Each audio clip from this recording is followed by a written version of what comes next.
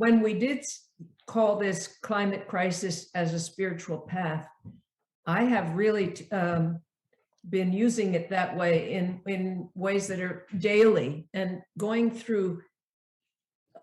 When I first saw the 20 minutes put together, I couldn't keep the tears back.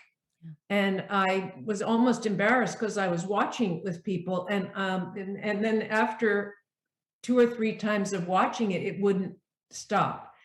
And so I realized that this was just what I needed to hear. So that's why we really tried so hard to then get it spread to others, because the comments that people have left on Vimeo have been like that. Thank you. This is just what I needed, and beautifully expressed. And so we've had a lot of people view this.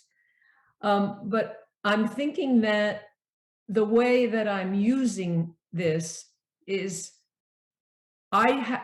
personally, with my whatever has brought me to a certain kind of struggle with things like hope or universal love, or all of those things that I would like to be, that they don't so easily come. And I haven't been hopeful. I mean, I think it was 2010 when I read Bill McKibben's book called Earth, EAARTH. It really blew my mind. And he came to Woodstock, Vermont to give the keynote talk after I had read that. And so I was the one who introduced him. And I said that I had a big book that he wrote. I think it was called The End of Nature back in the 80s. And that had been on my bookshelf for 20 some years. And then I'd given it away to the library and I never opened it because I didn't want to read about the end of nature. And then he said that had been translated into several languages and had sat on the bookshelves of many people and never been opened. So when I finally did read this book, it really, talk about an awakening. I realized that we are very late and almost too late. And so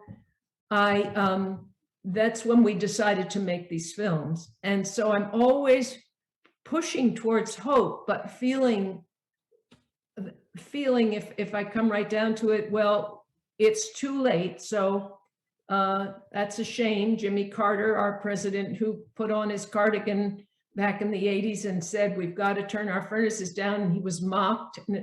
And all of these great voices that have come and come and come and haven't been heeded. And now we know that, the global emissions are expected to be up 16% this year, when they're supposed to be going down by 50% reduction. So all of those things come into my expression of sadness and grief and kind of despair.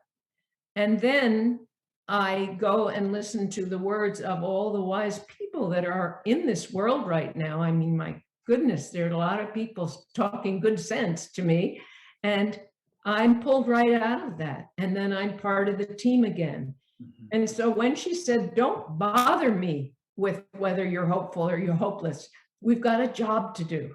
And so I love that. I love that. So I'm doing the job, and I don't know how it's going to come out, but it's been Joanna, and thanks to John, because it was his idea to put all this together, has been a huge gift and grace for me. And I won't even say I feel hopeful now, but I feel fine. And I didn't. So I think it can be a great medicine for people who are feeling the way a lot of us are feeling, is to see somebody like her saying what she's saying. Yeah, absolutely.